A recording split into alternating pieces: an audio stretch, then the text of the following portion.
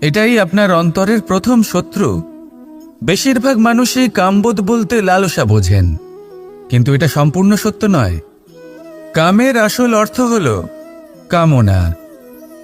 এটা খুবই সহজ ব্যাপার। মনুষ্য শরীর থাকলে, মানুষের মন থাকলে এই কামনা অবশ্যই থাকবে।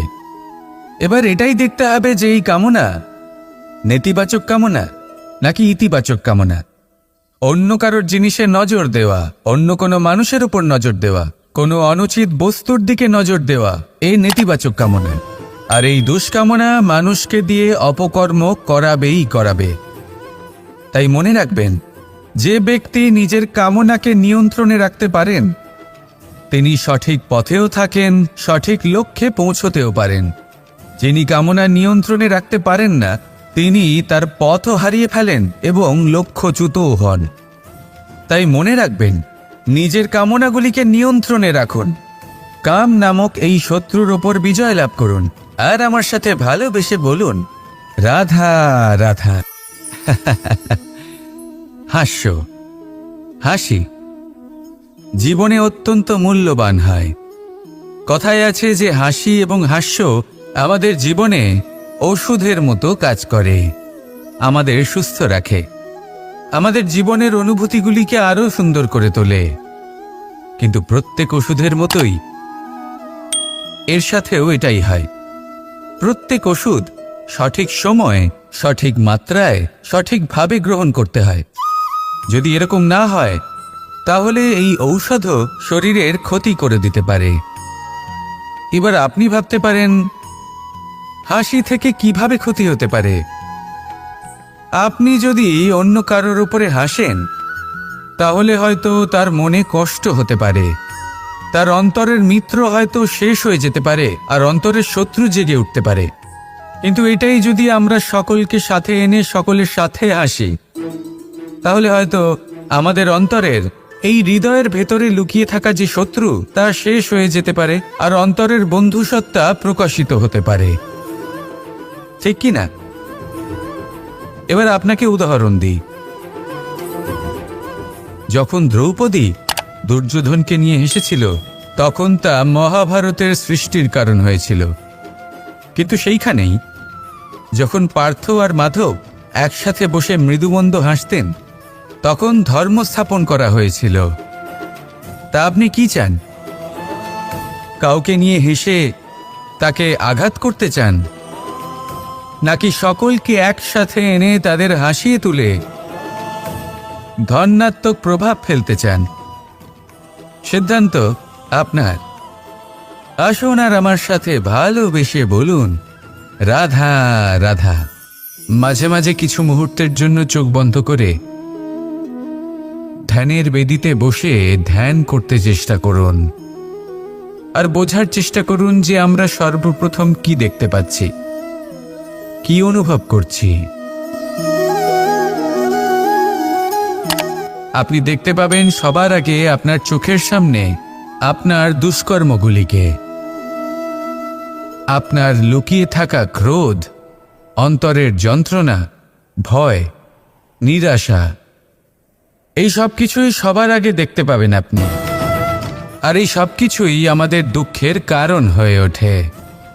এই সব কিছু সারমর্ম কি? সারমর্ম শুধু একটাই, সেটা হলো এই যে আমাদের এই মন তা কিন্তু দুষ্কর্ম পছন্দই করে না। আমাদের এই মন একটা সুখময় জীবন যাপন করতে চায়, সৎকর্ম করতে চায়। তাই এটাই করুন, শুভ চিন্তা করুন, শুভ কর্ম করুন, ইতিবাচক মনোভাব নিয়ে জীবনে অগ্রসর হন। তারপর চোখ বন্ধ করে অন্তরে দেখতে থাকুন। দুঃখের আভাসই পাবেন না। এই মন প্রসন্নতা এবং প্রেমের দ্বারা পূর্ণ হবে এবং বারবার বলে উঠবে, রাধা রাধা। ছোটবেলা থেকেই আমি গরু চড়িয়ে অভ্যস্ত, সেই জন্য সকলে আমাকে গোপাল নামে ডাকত। কিন্তু গোপাল হয়ে আমি একটা অমূল্য শিক্ষা লাভ করেছি। আমি দেখেছি যে গৌশালাতে অনেক বাছুরের মধ্যে একটি গাই তার নিজের বাছুরকে অবশ্যই চিনে ফেলে। যেখানে সমস্ত বাছুর একই রকম দেখতে এবং প্রত্যেকের স্বরও সমান, তারপরেও সকল বাছুরের মধ্যে নিজের বাছুরকে ঠিক চিনতে পেরে যায় এবং তার সাথেই থাকে। ঠিক এইরকমই কিছুটা হয় আমাদের কর্ম এবং তার কর্মফল। আপনি সবার মাঝে থেকেও কোনো কর্ম যদি করেন, সেই কর্মফল সবার মধ্যে আপনাকে চিনে ফেলবে এবং আপনার সাথেই থাকবে। তাই যখনই কর্ম করবেন ভেবে চিন্তে করবেন। কোনো কর্ম করার আগে একবার ভেবে দেখুন, তাহলে জীবনে বারংবার অনুতপ্ত হতে হবে না। কারণ বিষয়টা কিছুটা এরকম যে এই সংসারে আপনি কাল, কর্মফল এবং সময়, এই তিনের হাত থেকে কখনো লুকোতে পারবেন না, কখনো পালাতেও পারবেন না। আসুন আমার সাথে ভালোবেসে বলুন, রাধা রাধা। আভূষণ। কার না ভালো লাগে এই আভূষণ? আমরা পরিশ্রম করি, ধন অর্জন করি আর আভূষণ কিনে থাকি, কখনো নিজের জন্য, কখনো বা তাদের জন্য যাকে আমরা ভালোবাসি, বা তাদের জন্য যাকে আমরা সম্মান করি। হয়তো সেই জন্যই সীতা চূড়ামণি ধারণ করেছিলেন এবং আমি সামন্তকমণি। কিন্তু এটাই কি সেই প্রকৃত আভূষণ যা আপনার মূল্য বৃদ্ধি করে? না। শ্রীরামের আভূষণ হল ওনার নম্র ভদ্র ব্যবহার। মাতা সীতার আভূষণ হল ওনার সততা, ওনার নিষ্ঠা, ওনার ত্যাগ। অর্জুনের আভূষণ ছিল ওনার একাগ্রতা। রাধার আভূষণ ওনার প্রেম। এই আভূষণ কোথাও নেই, আপনার মনে আছে। যদি আপনার মনে মিষ্টতা থাকে, তা শান্ত হয়, তাতে সততা থাকে, নিষ্ঠা থাকে এবং প্রেম থাকে, তাহলে আপনার অন্য আর কোনো আভূষণের কোনো প্রয়োজন নেই। আপনি যতই ভিড়ের মাঝে থাকুন, আপনার ঔজ্জ্বল্য চোখে পড়বে। আসুন আর আমার সাথে ভালোবেসে বলুন, রাধা রাধা। সুখ এবং দুঃখ, এই দুই হলো আমাদের জীবনের অবশ্যম্ভাবী এবং গুরুত্বপূর্ণ অঙ্গ।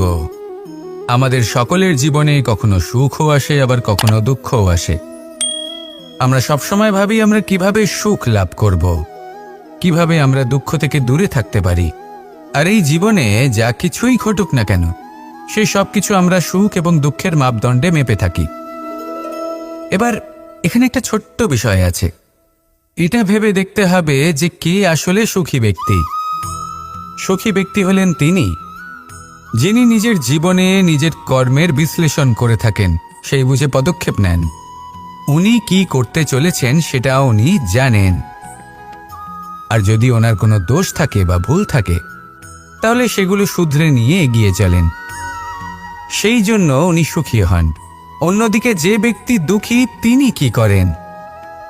তিনি নিজের উপর নয়, অন্যের উপর নিজের নজর রাখেন, যে তিনি কি করছেন, কিভাবে কর্ম করছেন।